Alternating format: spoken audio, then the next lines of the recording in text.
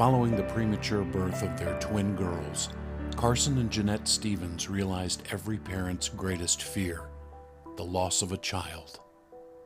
You know, we're only 23 years old, and it was devastating to us. We had a sick baby, and we had one that we just lost, and Jennifer was the one that we had to hold on to for the next several weeks. It was tough times.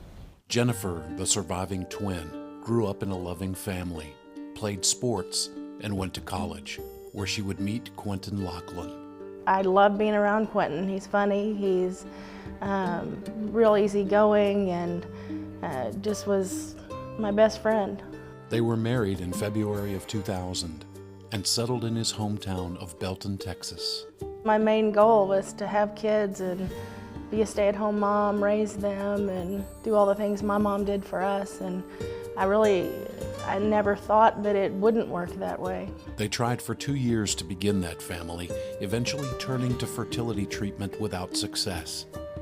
Laid off from her job, Jennifer started looking for options. She learned more about the foster care system, did some research. They took classes together and became licensed as foster parents. They agreed to foster 3 children, sister and brothers Lexi, Ray, and Joseph. That same year, Jennifer finally became pregnant with twin boys. But complications arose 14 weeks into the pregnancy. I actually had one of the babies at home, and I didn't realize I was in labor. And that was very traumatic for both Quinton and I in the middle of the night. And we went to the hospital, and they did a sonogram, and we could see the other baby's heartbeat. But within about 10 minutes, I delivered the other one. And that was just a very dark night.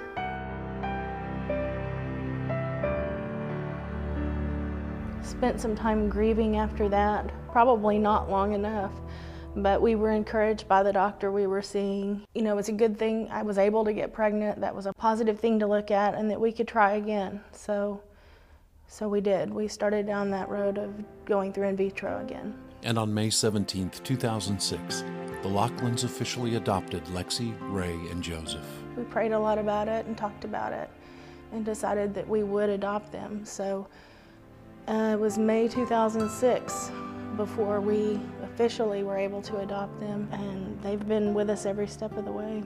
After 5 years of in vitro and the loss of the twins, Jennifer became pregnant again.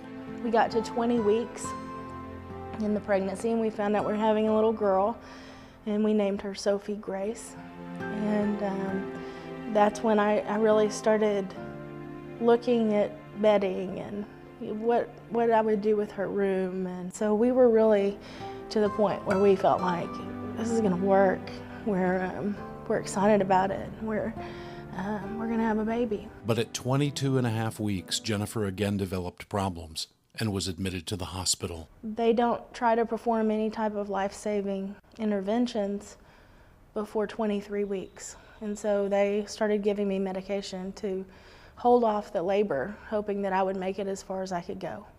And at 22 weeks, 6 days, and a few hours, I went into labor again. And I delivered Sophie. And that was devastating. And I remember thinking I wanted them to do something. But within a few minutes, she did pass away. And I remember trying to memorize her face.